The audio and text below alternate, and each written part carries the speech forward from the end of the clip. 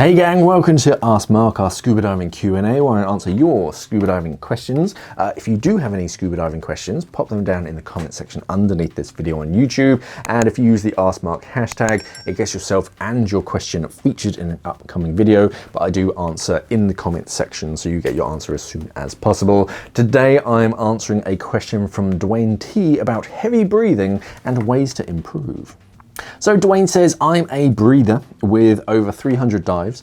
I'm fine until I go deeper than below 60 feet. I've used the same regulator since starting diving 6 years ago. Would a different brand of regulator make a difference? Not all the dive sites have 100s and I'd like to use 80s. I'm surprised there's no course that teaches you how to breathe. A new regulator can improve your breathing, but it won't be like a magic cure to suddenly make a huge difference or make a vast reduction in your breathing rate. The first thing that I'd recommend is to start logging your RMV rates, which is basically how much you breathe for each dive, so that you can monitor how much any changes that you do make are affecting your breathing rates. So if you try breathing in for 3 seconds and breathing out for 3 seconds to kind of slow your breathing rate, then you can compare that to a previous dive where you were just breathing normally and then say, oh, okay, yes, that does work for me, or no, it doesn't. And then it's a more scientific way. So the best way to do that is with a wireless air transmitter, because they basically do it for you. Otherwise, there are calculations online on several websites to work out your breathing rate. But yeah, wireless air transmitter does make your life a lot easier. But of course, you have to have the computer and the transmitter to be able to do that. But I mean, some regulators, especially when you get to higher end ones, they do reduce your work of breathing. So there's going to be a slightly reduced effort from your intercostals and your lungs and whatnot to draw that air. So you might see a slight reduction, but it's not going to be a huge reduction. There are courses. The main scuba diving one is going to be something like Peak Performance Buoyancy, because they'll focus on your breathing so you can adjust your buoyancy. But sticking with the theme, a lot of the free diving courses, of course, are going to teach you about your breathing and how to breathe more efficiently for your body and what causes your need to breathe. Otherwise, yoga is a good one. It's not just about bending yourself into different pretzel shapes and things. Most of yoga's base is just your breathing and controlling your breathing. You normally start a session just by breathing. That's an exercise, and it's all about teaching your brain and your body how to breathe more efficiently. But yeah, as an instructor, or at least as a dive master, I was taught to breathe in for 3 seconds and breathe out for 3 seconds. So it's a really nice slow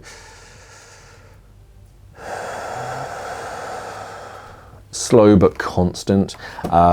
Otherwise, the old adage of never hold your breath while scuba diving is mostly true. The real full-on sentence would be to never hold your breath and ascend, because that's when you're going to hurt yourself. If you can hold a lung volume without ascending or descending, then that's perfectly fine.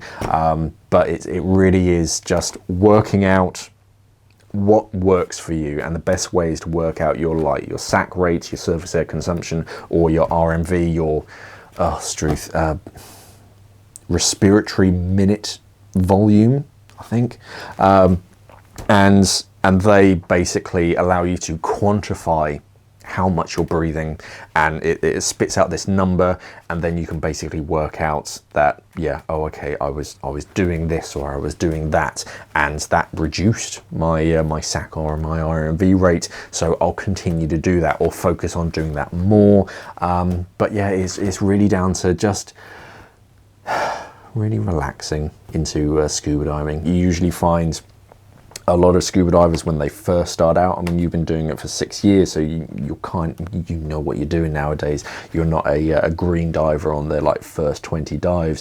When you first start, there can be quite a lot of apprehension, so you hold a lot of gas in your lungs, so then you're adjusting your buoyancy constantly, and that's where quite a lot of divers end up losing or at least wasting a lot of gas, because they're constantly adjusting their BCD. So it could also be that you're slightly overweighted in your weight belt, because if you're constantly adjusting your BCD, you get down to a certain depth and you have to inflate your BCD. That's all breathing gas that you're putting into your BCD, that if you then ascend and you find that you're suddenly now too buoyant, you then just purge it and you've wasted like a breath or two of gas. So if you find that you're constantly adjusting your buoyancy, try and do a full on weight check at the end of the dive, near empty cylinder, shallow water, completely empty BCD, and you should be able to just hover like a meter underwater or like 3 feet underwater if you don't speak metric. And if you find yourself sinking, then you've got too much lead on your weight belt. You can take some off and hand that to a buddy or on the side of the boat. But yeah, near empty cylinder, because that's the most buoyant your cylinder's going to be. And yeah, then you can get rid of a lot of weight, because all the weight is going to do is mean that you have to inflate your BCD more, and you're going to have to adjust your BCD more in the water because it's compensating for that negative buoyancy, and you're just adding more gas volume, and then you're wasting more gas volume. But those would be my main tips. Yeah, try and start working out your R&V rates and write that down in your logbook, and then make certain changes, take up a yoga course or something, just say that you want to work on your breathing, and yeah, they'll definitely be able to help you, and that should help to bring down that breathing rate. Breathing rates are tricky because, yeah, some divers just are different, and you just kind of have to embrace and get on with it. But don't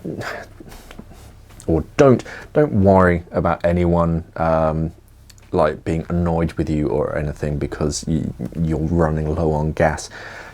People really don't think that way, or at least I certainly don't. If my buddy says that they're low on gas, cool, that's fine. Let's end the dive. Let's do our safety stop. It's never, oh my goodness, Tony is low on gas again. Sorry if any of you are called Tony. Oh, it is so annoying. It's not. It is just a thing that happens in diving. Could have been that you had a short fill or whatever, or that, yeah, you're a slightly heavier breather.